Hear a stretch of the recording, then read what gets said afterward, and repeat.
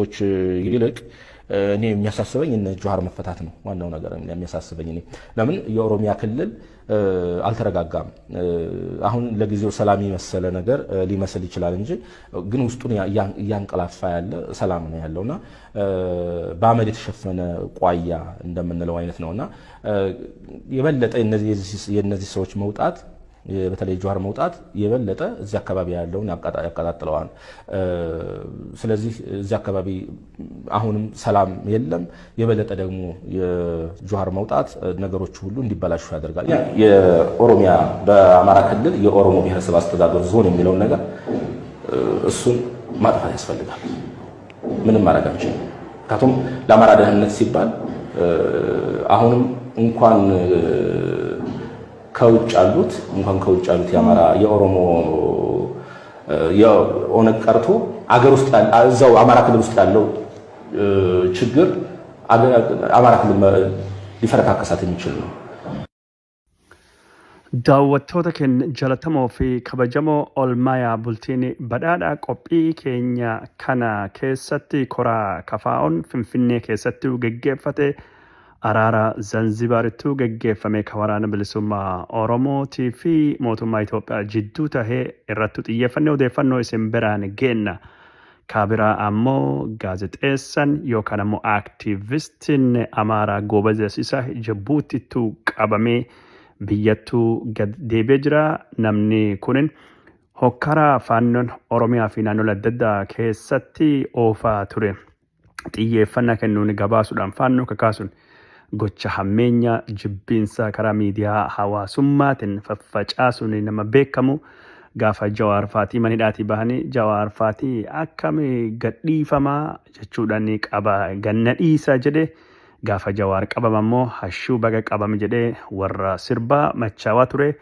amma kunoo yeroon isaa taate inni nu qabamee jira kan qofaa miti ummata Oromoo Walloo irratti badii dhaqqabu namni kun hafarsuudhanii godinii kamisee diigamuu qaba jechuun alattuu dhiyoo kanatti humni addaa Amaaraa qawwee hiikkachuun eegii murtaa'een dubattuu miseensota afaanotii fi humna addaa wajjin ta'uudhaan olola gurguddaa oofaa ture asittuu naannoo Amaaraatti du'ee biyya ta'aa ummata kanaa wareegama jedhe dhaadachaa turullee baqatee Jibuutii eegii deeman dubattuu qabamee gara biyyattuu deebi'ee jira odeeffannoo kanaa fi wantoota duratti dubbannee walgahii kafaa'otii fi akkasumas araara abaa'oof mootummaa jidduu jiru odeeffannoo isin biraan geenna nu waliin tursidansa የሽብር ተግባር ፈጽሟል በሚል ሲፈለግ የነበረው ጎበዜ ሲሳይ የተባለው ግለሰብ በቁጥጥር ስር መዋሉን የጸጥታና ደህንነት የጋራ ግብረ ኃይል አስታወቀ ከዚህ ጋር ተያይዞ የደረሰንን መረጃ እንከታተል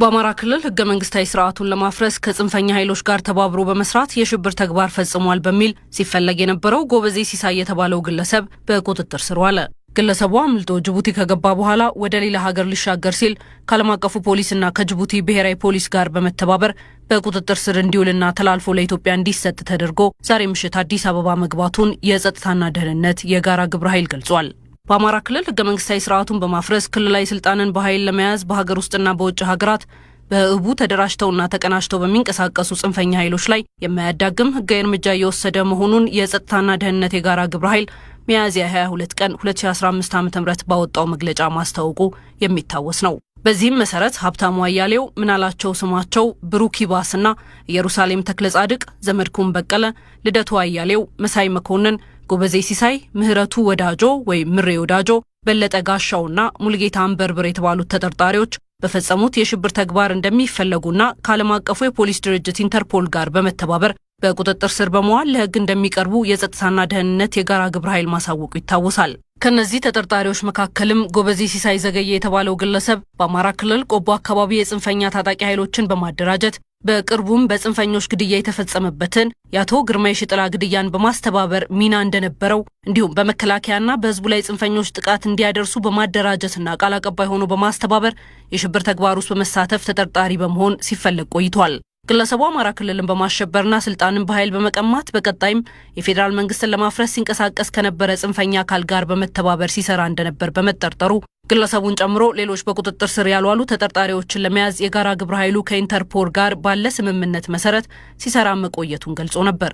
በዚህም መሰረት አስፈላጊውን ፎርማሊቲና አግባብ ያላቸው መረጃዎችን በማደራጀት ጎበዜ ሲሳይ የተባለው ግለሰብ አምልጦ ጅቡቲ ከገባ በኋላ ወደ ሌላ ሀገር ሊሻገር ሲል ከዓለም አቀፉ ፖሊስና ከጅቡቲ ብሔራዊ ፖሊስ ጋር በመተባበር በቁጥጥር ስር እንዲውልና ተላልፎ ለኢትዮጵያ እንዲሰጥ ተደርጎ ዛሬ ምሽት አዲስ አበባ ገብቷል። የጸጥታና የጋራ ግብረ ኃይል አሁንም ኢትዮጵያ ባላት ስምምነት መሰረት ሌሎች ያልተያዙ የሽብር ቡድኑ ተጠርጣሪዎችን በቁጥጥር ስር ለመዋል እየሰራ መሆኑን የኢትዮጵያ ዜና አገልግሎት ገልጿል።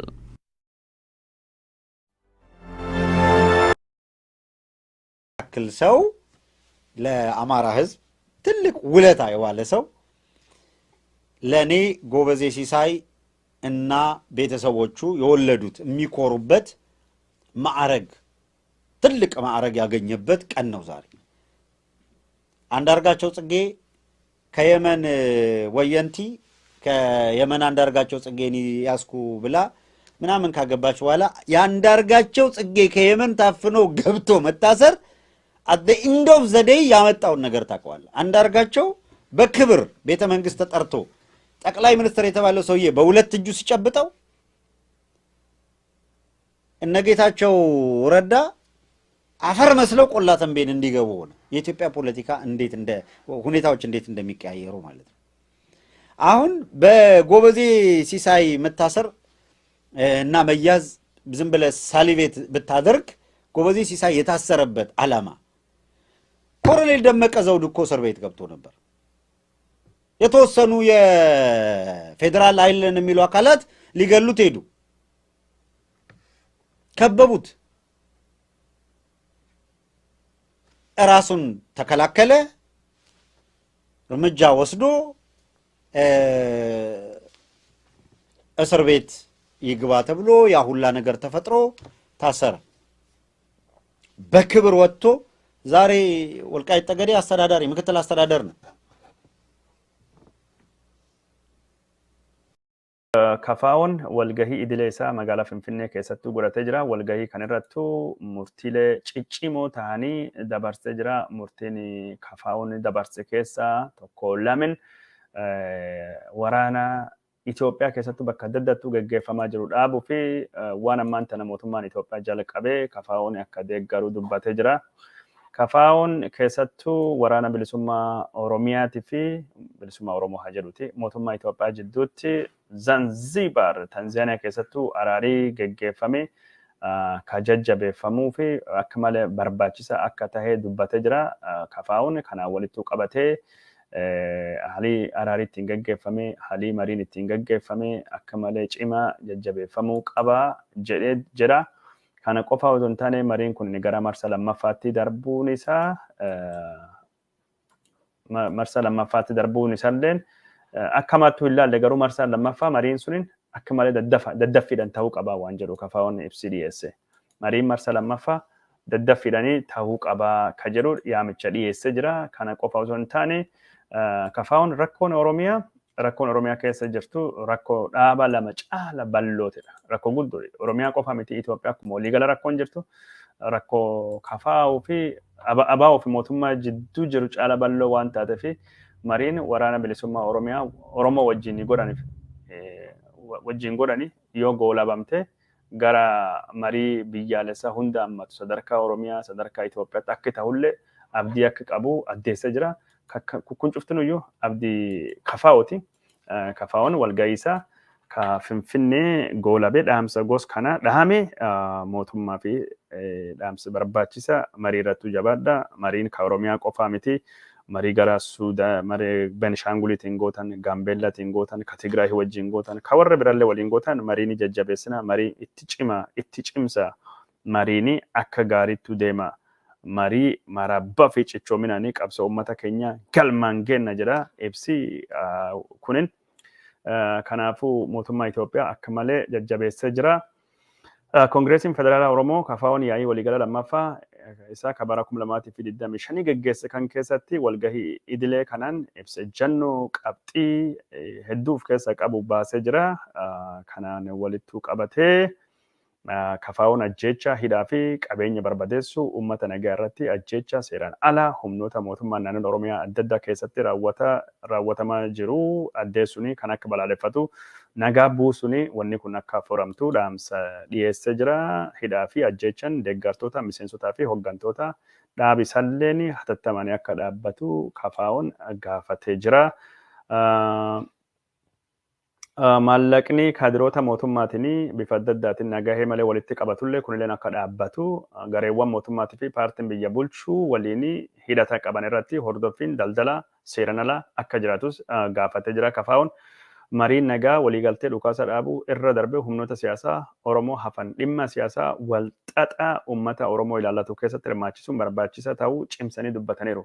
Yaa dhukaasa dhaabuu ka jedhu waraanni bilisummaa Oromootiif mootummaa jidduutti mariin deemaa jirtu gaarii yoo akkami xiqqaate dhukaasa dhaabbachuun dhukaasa dhaabuun gara marii dhaabbilee siyaasaa Oromoo hunda hammatetti akka inni ol guddatu kafaa'uun ka fedhu kun kafaa'uun yaamicha sirriitidha. Anillee as miidiyaa kan gubbaatti yeroo hedduu dubbachaa ture dhukaasa dhaabuun list ajjeechaa fi miidhaa uummataa xiqqeessa tajaajila adda addaa akka uummata dhaqqabu godha. Walamanuu fida sunitti aansanem hidhamtoota siyaasaa gadhiisuun mariin siyaasaa geggeeffamuu akka qabu yeroo hedduu dubbachaa turre kafaa'ulleen mariin nagaa waliigaltee dhukaasa dhaabuu irra darbee humnoota siyaasaa Oromoo hafan dhimma siyaasaa walxaxaa uummata Oromoo ilaallatu keessatti hirmaachisuun barbaachisa ta'uu cimsee akeekkachiisa. Araarii godhamee ka waraana bilisummaa Oromootii fi qaamee mootummaa jidduutti tahee waliigaltee dhabuun isaa kan hundaa'e ta'uu yaadachiise. Kanaaf irra deebiin waraanni kaaba Itoophiyaa keessatti geggeeffamaa jiru hunduu nagaan akka xumuramu waamicha dhiyeessuu qofa osoo hin taane waraanni Oromiyaa keessallee akkuma waraana Itoophiyaa kaabaa daddaffiin akka nagaan buhu marsa lammaffaa mariin araara kana waraana waldhabdii Oromiyaa keessatti deemu karaa nagaatiin furu marsa lammaffaan saffisan ummata nagaa dheebotee fi nagaa fiduuf barbaachisa waan taateef hatattamaan daddaffiin godhamuu qabaa jedha abaa'uun. Kun waan akka malee jajjabeeffamu waan akka malee gaariiti. Mootummaan karaa kanaanii hatattamaan saffisan dhaamsa kafaa'uu kan dhagahe maalidha? Araara fiduu qaba. Waraanni bilisummaa Oromoolleen waan kana dhaamsa kan dhagahe ummata nagaa dheebote ummata araara dheebote misooma dheebote ummata kan yeroon isaan dhaqqabanii fi rakkoo kana furan ammaantan ta'uu qaba. Kana ka dubbachuu barbaannu kana dhaamsi guddaan ka ta'uu qaba. Mata dureen marii kana mata duree gaarii mata dureen isaayyuu maal jedha? Mata dureen mariin kunattuu geggeeffame marii marabbaa fi cichoomina qabsoo uummata keenya galmaan ni geenya jedha kafaa'uun. Kanaa kun ta'uu qaba. Kafaa'uun walgahii akkasiitiif ibsa pireesii gos kanaa yeroo adda addattuu baasuu qaba. Wanni nama gaddisiisu wanni Oromoon gootu xiyyeeffannaa miidiyaallee hin argatu. Miidiyaan irraa haasa'u, miidiyaan irraa hin dubbatu. Ibsa pireesii warra miidiyaa tokkotti dhufa yookaan lamatti dhufa. Yookaan warra bira taate miidiyaa 20-30tti dhufa. Dhaamsi kafaa'u kun uummataan hin bahu. Kanaaf miidiyaa jennee dubbanna. Qabsoo miidiyaatidha. Qabsoon warra Habashaalleen kan jirtu olola miidiyaati. Olola yuutuubiitidha. Olola feesbuukitidha. Miidiyaa qabaachuun baay'ee barbaachisa waan taateef karaa miidiyaatiin mootummaan kun rafee jira. Mootummaan kun mugee jira. Miidiyaan akka malee barbaachisaa karaa miidiyaati. Wanni tahuu qabu tahuu malee. Dhaamsi warra kanaatii fi dhaamsi qabsoo Oromoo sirriitti uummata dhaqqabaa hin jiru. Waan nama ajaa'ibu dhaamsi mootummaayyuu sirriitti uummata dhaqqabaa hin jiru. Olola Abiy Ahmed akkasii sameerraa argame akkas ta'e mootummaan akkasii waan olola sun irratti konseptiilee siyaasaa gurguddoo dhaamsa uummata ittiin dadammaqsanii misoomaa fi kaasan gubbaatti OBN taanan ETV taanan ETV fi faanaa fi waaltan afaan biraa dubbataayyee. Kaafaan Oromoo dubbatu OBN iyyuu dhaamsan uummata dhaqqabaa hin jiru. Maalami hagammaan tana olola mootummaa irraa hin guddanne. Qophuma bashannana warraa namni hin daawwatu waan ajaa'iba. Maal jennaan biraandii sunin biraandii ololaatiin namni beeka. Biraandii dharaa biraandii kijibaatiin beekani uffoyyeessuu hin dandeenye. Satabaa'oo fi OBN adda addummaan hin jiru. Kanaaf argitanii miidiyaa qabaachuu qaban miidiyaan jirulleen fooyyaa'iinsi jiraachuu qaba. Amma dhiyoo kana waan waraana bilisummaa Oromootii fi mootummaa jidduutti araara jiru waan akkasii marii isaan goggoodhaan namni daawwataafii jira. Yoo isaan waan gaarii haasawan, yoo isaan waan gaarii dubbatu gabaa qaban xiyyeeffannaa argatanii namni isaan hordofa. Kun ta'uu qaba argitanii yookaan ammoo namni abbaa kanatti hin jedhee warri daawwatu warraaf xiyyeeffannaa kennu hin jiru. Kanaaf miidiyaan mootummaan qabu imaammata mootummaa sirreetti barsiisu ummata jiddu galeessa godhate quuqaa ummata waan ummatii barbaadu waan mootummaan barbaadu qofaa miti kana ka miidiyaa jibbisiisu OMN ma jaalatama miidiyaan bira ma jaalatama miidiyaan kun miidiyaa nam tokkooti anumatti haasa namni dhagaan maan jenna yaada allis kadiroon kun bitamee hin jiru yaada nu fakkaatu dubbata waan jedhu mataa isarra dubbata waan ummata jechuun waan beeku waan hubate haga ufittu waa haasawa jettanitti yoo miidiyaan tokkin ammoo olola haasawa jedhama haala gosa kanaatiin jira. Daawwattoota keenya jaalatamoo fi kabajamoo ammaan tan ammoo odeeffannoon eegee istiidiyoo seenan dubattuu nu dhaqqabeetu jira. Odeeffannoo kan isin biraan gahuu deemna. Odeeffannoo istiidiyoo eegee seenan dubattuu nu dhaqqabee ጎበዘ ሲሳይ ተዋኖ ጀላ ኦሌ ጅራ ከጽንፈኞች ኃይሎች ጋር ተባብሮ በመስራት ሽብር ተግባር ሲፈጽም የነበረው ጎበዘ ሲሳይ በቁጥጥር ስር ዋለ። warra dhiyoo barbaadamaa turan 47 keessa jira. Kun ammaan tana ጎበዘ ሲሳይ to'annoo jala oolee jira. Oduu isinii hafidaa jiruuti. Kanaaf yeroo garii isloo ta'ee dubbadda. Oduu isinii dhiyaasu oduu birallee oduu bira kennuus illee laala waan taateef yeroo garii fokkasii hin qabu suuta jedhee waan an dubbadhuu fi waan gos kanaati. Isinii galana fakkaata. Mugaa maalii jettanii warri jechuu wanni jettan. Maal teknishaan leenan yeroo garii teknishaanii waan haasa'u kana suuranii deeggaree fidaa jedhee sunillee xiyyeeffannaa namirra fudhate waan taatuuf yaadni nama gargarii faffaca'aa firfirfamuu jira. Irrallee turrellee haasofna. It's okay. It's okay. Haala gos kanattuu jira jechuudha. Mee ጎበዘ ሲሳይ to'annoo jala ooluu isaa kan agarsiisu suuraan isaatii fi odeeffannoon dhufee jira. Isin biraan haga'uuti oduu kenna kan birallee itti fufna. Akkam qoqqooda faffacaasaa jirtanii? Qoqqooda faffacaasaa jirtanii?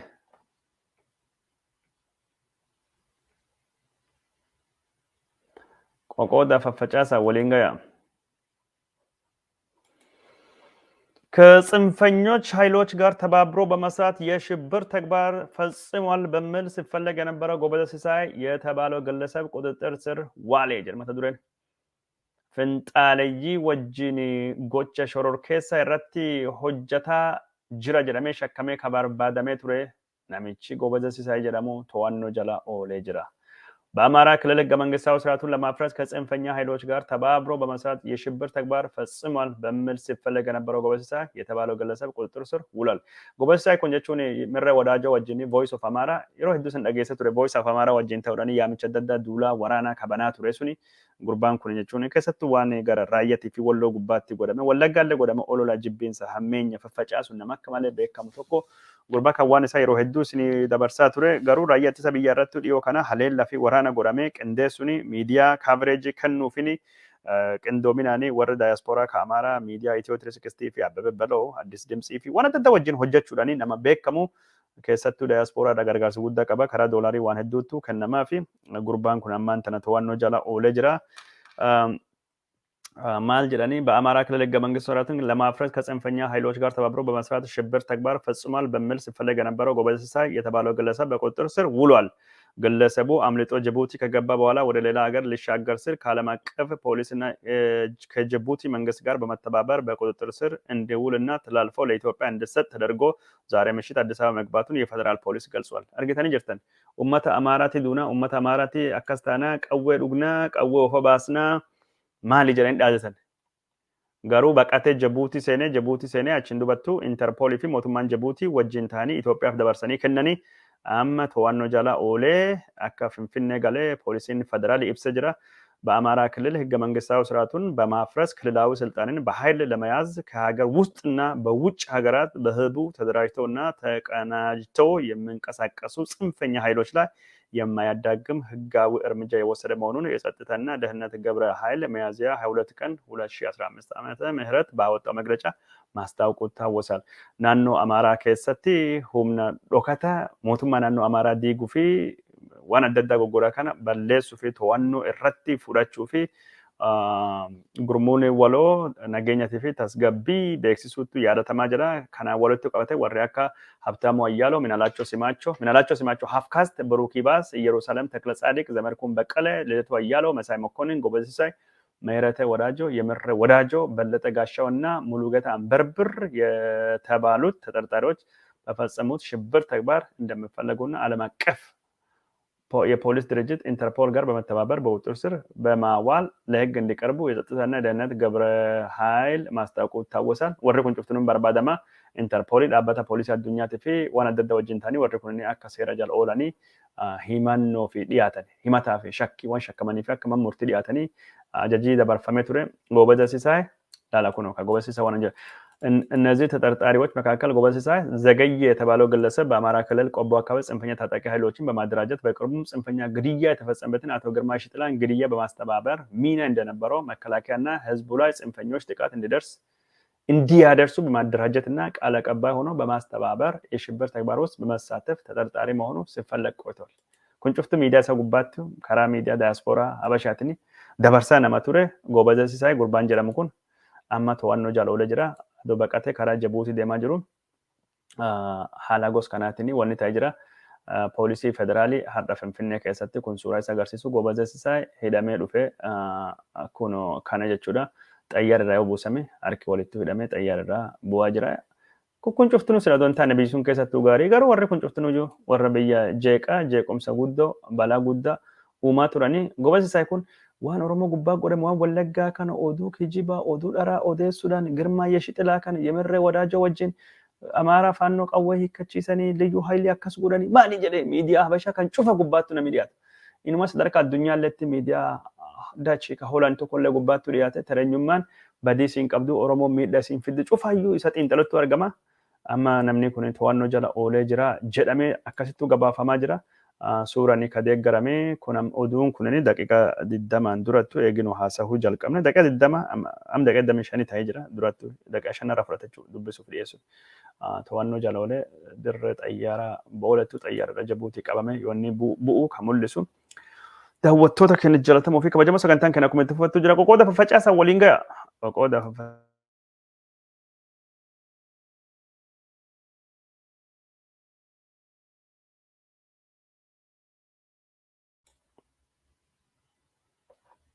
qoqooda faffacaasaa waliin ga'a. Mee komentii warri barreessaa jirtan komentii keessan ilaala jidduun.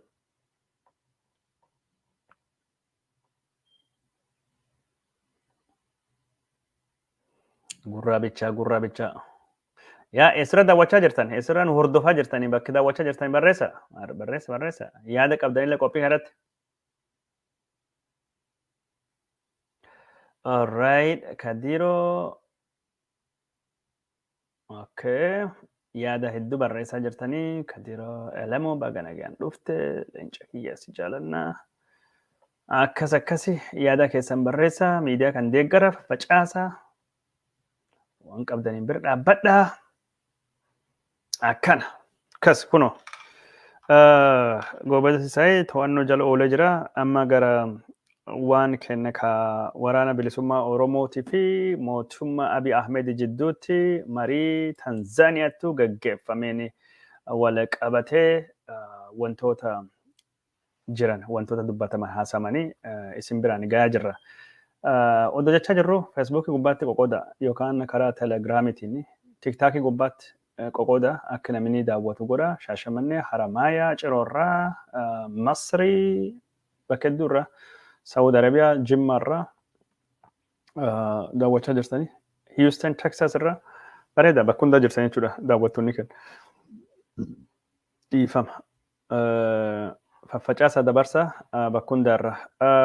Mariin waraana bilisummaa Oromootii fi mootummaa Itoophiyaa jidduutti gaggeeffamee bifa gaariin gaggeeffame bu'aa barbaadame buusullee baate marii kana miidiyaan adda addaatii fi dhaabbileen gosgosaa jajjabeessaa jiranii ibsa waraana bilisummaa kafaa'oo durattuu kan isin dhageessise mariin ta'uu waan gaarii marsa lammaffaan marii kana hatattamaan ta'e yoo akkam xiqqaate dhukaasa dhaabuu irra dhaqqabuu qabanii waan jedhu kafaa'olleen ibsa baasee jira. Hayyoonni adda addaa yaada kennachaa jiranii marii kan gubbaattu namoonni hedduun waraana bilisummaa Oromootiif mootummaa jidduu wanni jiru rakkoo Oromoof Itoophiyaa jidduu jirtu waggaa 150 waggaa hedduu deemee jira.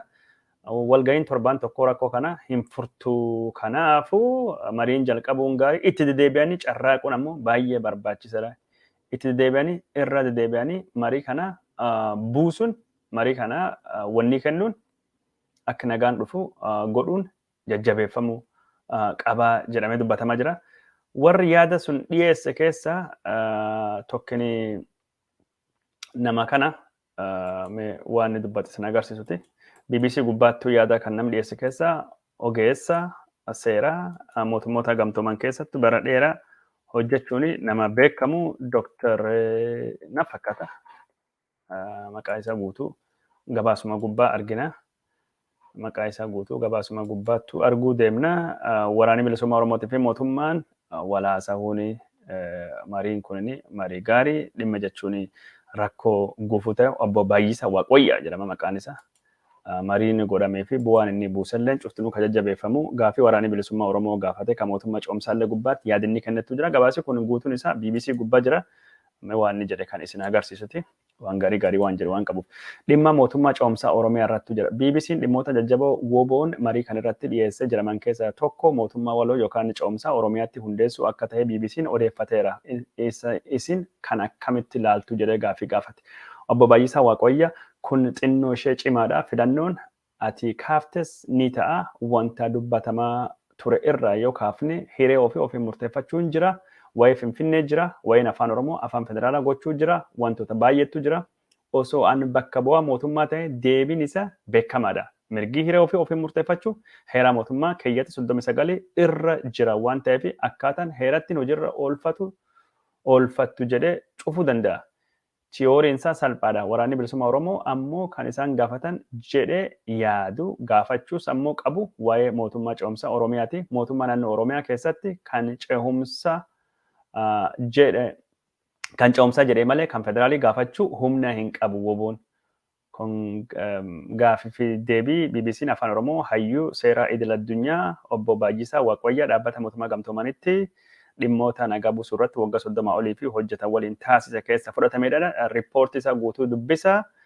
Namni kun waan hedduu dubbate gaafiin waraanni bilisummaa Oromoo marii irratti dhiyeesse afaan Oromoo afaan federaalii godha dhimma Finfinnee miidhaa Oromoon Itoophiyaa irratti dhaqqabsitee fi dhiifama gaafadha. Warra barbaachiseef illee beenyallee kaffala mootummaa ce'umsaa wajjin dhaabbachuu qabna. Mootummaa ce'umsaa kan keessatti waraanni bilisummaa Oromootii fi kafaa'olleen hirmaachuu qaba. Lafa to'achaa jiru akka Wallaggaa fa'aa bulchuu qabna. Waan akkasiiti mootummaan ammoo karaa isaatiin waan dhiyeesse keessaa tokko lama waan hunda bu'uura heeraatti hiikaa qawwee hiikkachuutu dursa qawwee hiikkadha jedhee mootummaan dubbachaa ture. Gaafii kaanii fi deebii guddoo hin kennine mootummaan san gubbaattuu hidhamee hafe. Garuu fedhiin gara lachuun jirtutu jira. Atleast akkami xiqqaate silaa dhukaasa dhaabuu irratti walii galanii baay'ee gaarii ture. Shaggaa ture. Kun ammoo hin taane dhukaasa dhaabuu irratti walii hin galle. Hayyuun kun waan jedhe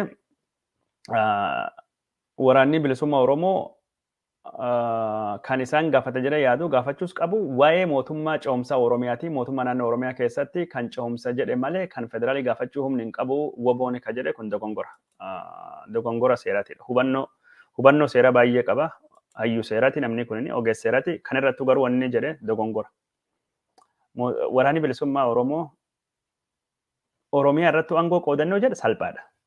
Maaliif Oromiyaan Oromoo qofa ilaallata. Oppiidoo wajjin fixachuu danda'a. Yookaan biltsiginnaa Oromiyaa wajjin fixachuu danda'a. More practical, more applicable. Isaalleen isaan gaafatan. Federaal irratti hin danda'u ka jedhu hin jiru. Maaliif? Sirna federeeshinii keessa jirra. Obbo Baay'isaa Waaqwayyaa barata seeraati. Anillee barata seeraati illee barata seeraatidha. Federeeshiniin aangoo gulantaa lama qaba. Aangoo waloo ka federaalitii fi aangoo ofiin of bulchuu ka naannoleetidha. Self rule, shared rule. Yoo Oromiyaa bulchee fakkeenyaaf qoodate maaliif ka waloo ka federaalii gaafachuu hin dandeenye? Seera kamitti dhowwa? Hubannoo seeraa ati qabdu xiqqoo federaalii gaafachuun humna hin qabu miti. Federaalii gaafachuun hojii irra oolchuun rakkisaadha. Aktiroota hedduutu jira. Stakeholderii baay'eetu jira. Yoo federaalii dhuftaate warra Amaaraa wajjin, Somaalii wajjin, warra hundaa wajjin mari'achuu qabaa jettee complicated ta'uu danda'a. Dubbiin sila haala salphaan furachuu dandeettu dubbiin walxaxaa ta'uu danda'a malee gaafachuu hin danda'u ka jedhu hubannoo seeraa yookaan hiikoo seeraa sirrii miti. Mootummaa naannoo Oromiyaa keessatti kan ce'umsaa jedhe malee kan federaalii gaafachuu humna hin qabu. Naannoleen birmadaadha. Sabaaf sablammiin birmada waraanni bilisummaa saba Oromoo bakka bu'a jedhee eegi gaafate bakka Oromoo bakka bu'ee bulchiinsi naannoo argate haga bulchiinsi naannoo federaalii keessa waan argachuu qabuun argan faayidaa homaatu hin qabu. Aangoo gulantaa lachuu gaafachuu danda'a jechuudha. Kan irrattu yaada kiyya jechuun kennuu akeekuu laf kaa'uu barbaade sun alatti waan inni barreesse waan inni dubbate waan akka malee gaariiti. Mootummaa fi waraanni bilisummaa Oromoodhaan adeemsi dheeraa himala dheeraa deemanii wal hubannoota gaariitu ture waan jajjabeeffamu. I think analysis isa nama dhuunfaan beeku jechuun nama kana. Amma jechuun yaada dhiyeessan yaada araaraa yaada jiddu galeessa ta'ee dhiyeessa. Yaada araaraa yaada jiddu galeessa ta'ee dhiyeessa. Yaada baay'ee gaariiti. Namoonni garii gara mootummaa cillaanfataa gorsaa biyyiitii jedhanii akkasittuu hamatanii surra kun qaba. Gorsaa biyyiillee ta'ee, gorsaa marroollee ta'ee, jawaarillee ta'ee, gorsa kiyyallee ta'ee yookaan allee ta'ee yaada araaraaf ta'u, yaada jiddu galeessa, yaada nan biraattuu fudhatama namni dhiyeesse jaalatamuu qaba. Argitanii jirtan gaafa dhiyoo yaada walitti bu'iinsa olola jedhuuti. Tokko barreesse Dammaqa Nagaasaa Dammaqaan achiin duba sirreeffatinaan jajjabeessina. Yoo namni gara dhugaa gara araaraa gara qajeelootti deebiin jajjabeessina yoo karaa irraa goree hin jaalannu jechuun dura dhaabban. Fayyisaa leellisaallee fayyisaa addunyaa siyaa gargaarutti kootu gara araaraatti deebi'ee Oromoo wal loltuu yoo wal dhabdu irra wanni ati buufattu hin jiru.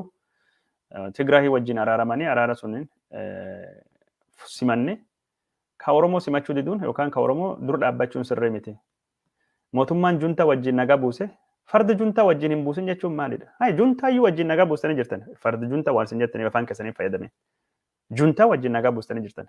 Junta jechuun isinitti ma jirani kanaan dur tuuti jechuudha afaan Ispaanishiitiin. Tuuta tokko jechuudha. Juntaan. Kanaaf tuuta aangoo qabat yookaan tuuta waan garee Tiraabamos untoos eegalanan fakkeenyaaf gareen hojjanna tuuta taanee hojjanna jechuudha.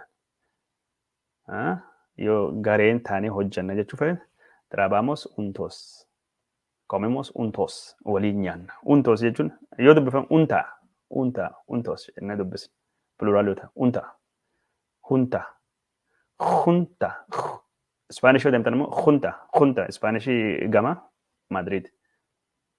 Warri kan ammoo hunta jedhu Laatin Ameerikaan. Warri Faranjii ammoo junta jedhu junta. Garuu warri junta jedhan waliin araaramtanii warra wannii wajjin fardisa ambeetana ajaa'ibduu opiidiyoon junta wajjin nagaa buusanii Geetaachoo Raddaa Finfinnee dhufe Muhammad Saanii Zubeer fardi jedhama. Maali? Abbaanu eegi Finfinnee dhufe fardi maal gootan?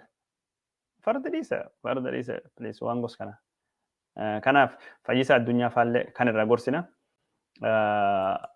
Mootummaallee deeggara waan feetan deeggara araara nagaa dubbattanii jennaan warri waan araaraa dubbatu warri waan gos kana godhu ni jajjabeessina bira dhaabbanna. Araara malee falli bira hin jiru. Ammoo araarii galgala tokkotti hin dhufu halkan tokkotti hin dhufu roome galgala tokkotti hin jaaramne jedha jechi. Wanni galgal tokkotti hin jiru wanni cuftinu adeemsa dhaawata. Nagaalleen adeemsa process. Demokiraasiilleen adeemsa process. Wanni hundinuu mootummaa wanni jedhamu cuftinu jiru is an ongoing process of participation in decision making process. Adeemsa gargari hin cinne murtii mootummaa murtii waan jedhamu ilaallatu keessatti hirmaachuudha. waraanni bilisummaa Oromooleen waan Itoophiyaa keessatti Oromoo hin argamne kanaaf jaarsaaf jaartillee wal dhabii warra ati murteessan nutti hin dhufini nutti waliin murteeffata kanaaf decision making keessatti adeemsa keessattuu adeemsan dhufaa raadillee walaasa'uun shaakala yeroo adda addaa keessatti waan dhufu waan ta'u waan jajjabeeffamuu qabu waan gaarii jechuudha. Bayyisaa Waaqayyaa waan dubbatee waan araaraa isin garsiifne araarii ammoo waan akka salphaa miti. Leencoo Lataa dhimma kana irratti waan dubbatetu jira. Waggaa 100 fi waldhabii deemaa ture. Torbaan tokkotti hin furatu jedha. Leencoon jechuun nama yaada guddaa qabu. Jaalattanillee jibbitanillee ittiinillee falmitanii waan ni jedhee fudhatanii fudhachuullee baattanii leencoon akka malee hayyuudha. Kitaaba barreessuu keessalleettu qabsoo Oromootiifillee nama gumaacha guddaa godhe jiruu isaa guutuu waanuma kan keessatti dabarse waan gadi irratti walii galuu ni malla. Waan gadi irratti ammoo walii galuu baachuu ni malla. Kun waanuma amala ilmi namaa waan jiru. Leencoon maan jedhee leencoon maal haasa'e waan jedhu mee halaalluti leencoo eessa jirta haasaa leencoo barbaadaa jira waan dhaamsa gaarii waan dabarsu waan taateef obbo Leencoo Lataa waan inni dubbate kun waan bareedadha. Waliin gaaffiif deebii kan taasisan gamee siyaasaa obbo Leencoo Lataa rakkoo siyaasa Itoophiyaa amma jiruuf maddi adeemsa ijaarsa biyyi keessa dabarte ta'us filmaanni amma jiru garuu waa lama qofaa jedhan. Filmaanni Itoophiyaa dura jiru lamuma qofa yookaan jabaatanii federeeshinii kana jabee dimokiraatessu. Yoo sun hanqate garuu Itoophiyaan hin facaati. Itoophiyaan faca'uun jechuun immoo uummatoota biyya kanaa duwwaa osoo hin taane dhala gurraachaa hunda salphisa. Kanaaf of eeggannee yeroo hamtuu kana keessa dabarree gara dimokiraasii deemuu barbaachisaadha. Jarjaran jijjiirama fiduun kan milkaa'u yoo jarmiyaa jabaan jiraate kan jedhan obbo Leencoon siyaasa ceesisuuf jarmiyaaleen of danda'an walabummaan ijaaramuun barbaachisaadha. Rakkoon biyya kanaa inni biroo yaada finxaalessummaa ana qofatu biyya kanaaf fala jedhanii yaaduu irraa maddas jedhan. Nuti biyya kanatti rakkinni guddaan tokko yoo ana aangoorra jiraadhe dimokiraasiin jira. Yoo namni biraa aangoo fudhate immoo dimokiraasiin hin jiru. Kun qajeelaa miti. Dimokiraasiidhaaf kaffalmuu qabu iyyuu isa aangoon fudhatiin. Isa aangoo dimokiraasii ijaaruu irratti xiyyeeffatee kan hojjechuu qabu isa aangoo hin qabne sana ta'uu qaba.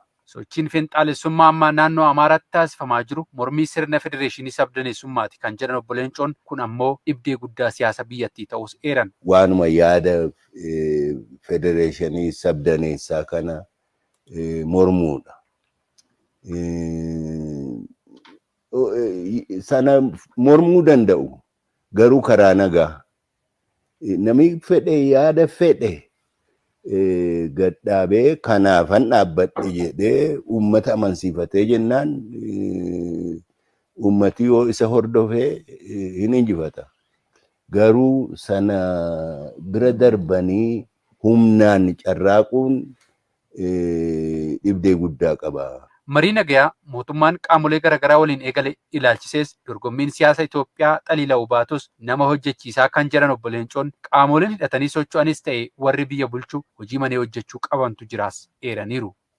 Warri hidhannoodhaan deemu hidhannoo isaanii lafa kaa'anii dhufanii karaa poolitikaa duwwaa nagaadhaan dorgommii tarkaanfachiisuu qaban ka jedhuun qaba. Gama kaaniin gara paartii biyya bulchaa jiruutiin waan irraa hir'atu keessattuu sadarkaa gandaatti sadarkaa onaatti hir'ina jiran wayyeeffachuu qaban. Warri daggala jirus nagaadhaaf carraa kennuu qaban.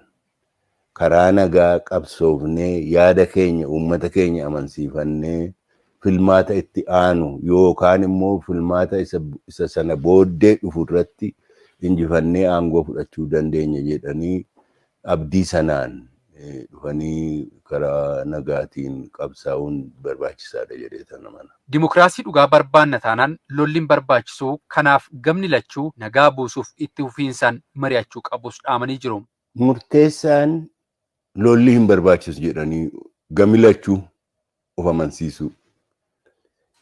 Dhuguma dimokiraasii barbaanna yoo ta'e lolli dimokiraasiitti hin geessu. Takkaa geessee hin beeku. Gamni lachuu dimokiraasii barbaadu taanaan nagaan bu'uu qabaa irratti wal ta'uu qaban. Nagaan immoo nagaa waggaa 4-5 boora'e kuni ka waggaa 50 of duubaa qabu haasaa tokkichaan furamuun waan hin abdatamne silaafis. Kanaafi walitti deddeebi'anii abdii osoo hin kutanne haasaa darbe irratti akkamittan dubbadheetan furmaata argamsiisuu dadhabe ka jedhu xiinxalaa of keessa deebi'anii ilaalaa walitti deddeebi'anii haasaan nagaa jalqabame kun akka xumuramu gochuun hedduu barbaachisaadha. Murteessaadha biyya kanaaf. Mariin eegalame akka milkaa'uuf haasaan jalqabame waliigalteen akka xumuramu fedhii uummataa dhaggeeffachaa kanaaf dursa kennaa deemuun barbaachisaa ta'us dubbatanii jiru obbo Leencoon.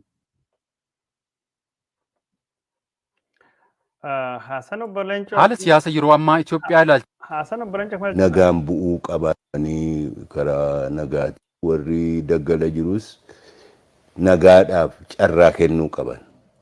Karaa nagaa qabsoofnee yaada keenya uummata keenya amansiifannee filmaata itti aanu yookaan immoo filmaata isa sana booddee dhufu irratti injifannee aangoo fudhachuu dandeenya jedhanii abdii sanaan dhufanii karaa nagaatiin qabsaa'uun barbaachisaadha jedhee sana mana. Dimokiraasii dhugaa barbaanna taanaan lolliin barbaachisuu kanaaf gamni lachuu nagaa buusuuf itti fufiinsaan mari'achuu qabus dhaamanii jiru.